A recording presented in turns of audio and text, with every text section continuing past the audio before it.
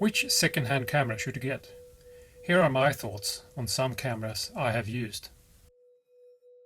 If you are new to photography and want to avoid spending a fortune on the latest camera model, or if you have been taking photos for a while and feel ready to upgrade your equipment but aren't sure what to choose, this video is for you. But first, a disclaimer or two.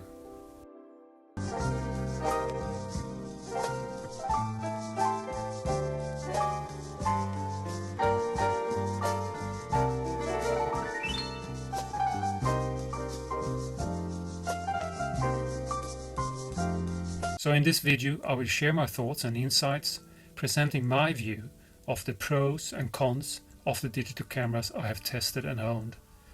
And in the near future I will probably make a separate video focusing on the analog cameras.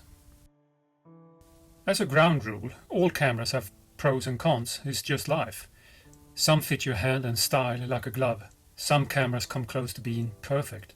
But then again, what's perfect for me isn't necessarily perfect for you. So why would you trust my judgment?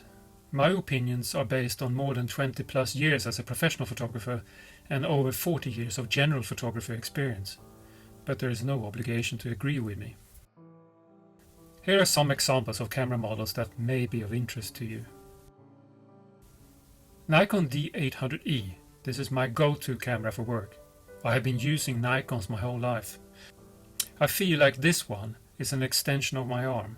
Yes, it's heavy, but I'm so used to it and it sits perfectly in my hands and I can control all the buttons that I need very quickly.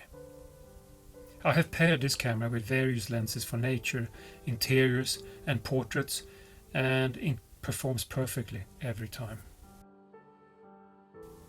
Here are a few samples that I have shot with this camera.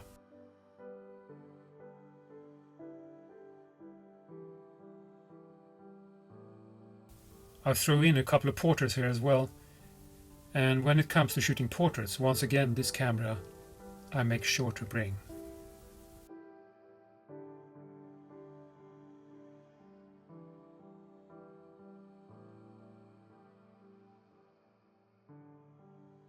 Nikon D3X. This camera is quite large and was aimed at the professionals, particularly in sports and photojournalism.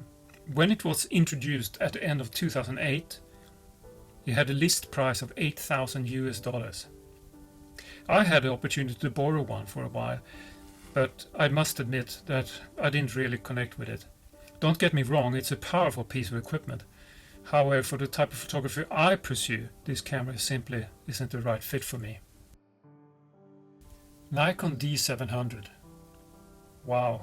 What can I say? I mean, first and foremost, this camera is built like a tank. While it may not have as many pixels as D800E, it features a different sensor that produces images in a distinctive manner. Photographs taken with this camera have a more organic or analog feel to it.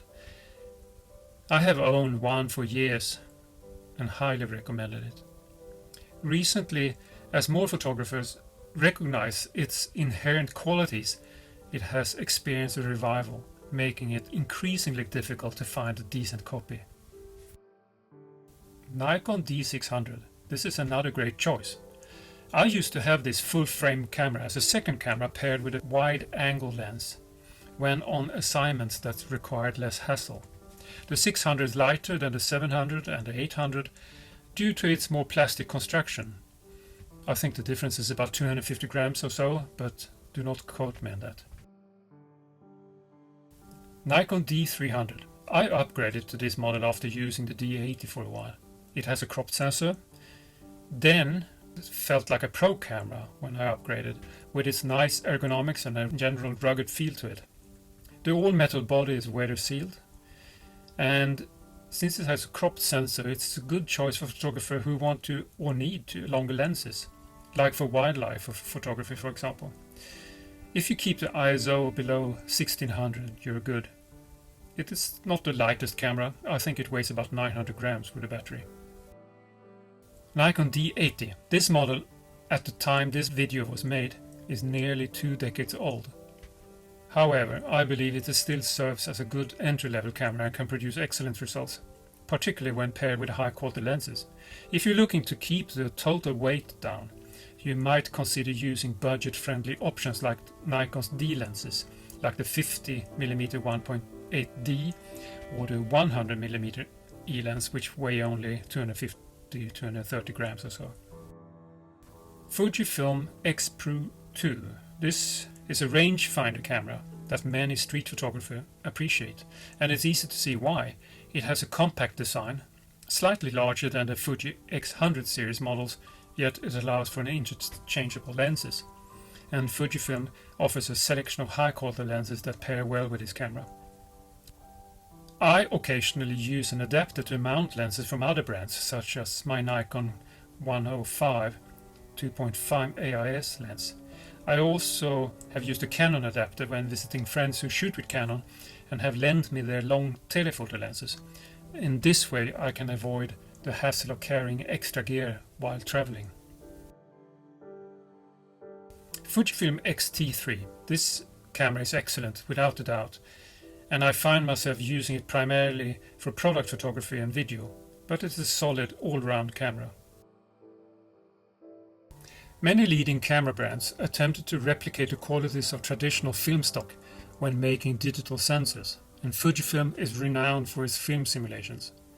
To assist film photographers in adapting to digital, Fujifilm went to lengths to emulate the look and feel of a classic film stock. Fujifilm X100F. People often ask me which camera I would choose as the optimal desert island camera, and my answer has long been the Fuji X100F or T models. In my opinion, it has the best combination for an all-around camera that can produce high-quality images in a very compact package.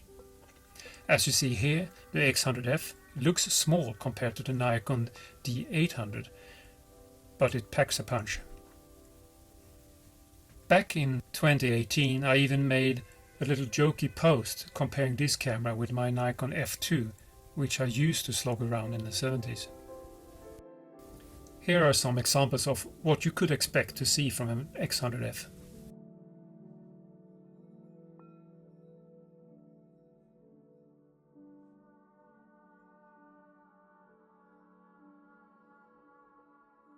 Fuji X100T. This Fuji is quite similar to the F model. I really love this model, but I upgraded to the F when it was released. I can't say whether the image quality is better or worse, however, Fuji made some adjustment to the specification when they launched the F version.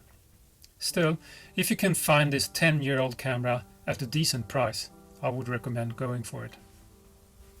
I used mine in a studio setting with an nearly chrome flashes on a couple of occasions, and it worked perfectly. The Canon Powershot S90. I bought this camera just before starting a 30-day hike in Norway. Since every gram counted towards my pack weight, I had to find a balance between weight versus image quality. The camera is very small, and when attached to the waist belt of my backpack, it was out of the way but still easy to reach. It produces decent images, which was important for me at the time, as I viewed the camera more as a journal of my trip rather than a tool for creating stunning photographs. Smartphones. As the saying goes, the best camera is the one you have with you. Often, your smartphone is the only option available. I have an old iPhone, which I use whenever I don't have a dedicated camera with me. And quite often, I snap a picture with my phone to remind me of a scene to come back and photograph more properly later. What a leap it is to go from a smartphone to one of the most expensive cameras available. I was lent this Hasselblad to try it out during a portrait session. What can I say? I can only see this camera being used in a studio setting. It's large, somewhat clunky and quite pricey in my view. However, the quality of Hasselblad glass is always exceptional. Panasonic Lumix. Similar to the Canon Powershot, the Panasonic Lumix has the advantage of its small size, making it a truly pocket-sized camera. Ultimately, your choice will depend on your personal criteria. If size is more important to you than image quality, then this camera would be a suitable option. And if you only post images to social media, it works. Conclusion. Let me take this opportunity to kill a common myth. There is no such thing as a professional camera, in my view anyway. If we define a professional as someone who earns a living from photography, then the equipment used is irrelevant. If you can generate a substantial portion of your income by selling images taken with your smartphone, well, then you're a professional photographer. If you find this video interesting, please click the like button. Feel free to subscribe if you like. I have several Instagram accounts, but the one shown on the screen right now is perhaps the most related to this video. I'm happy to answer any questions you have. Thanks.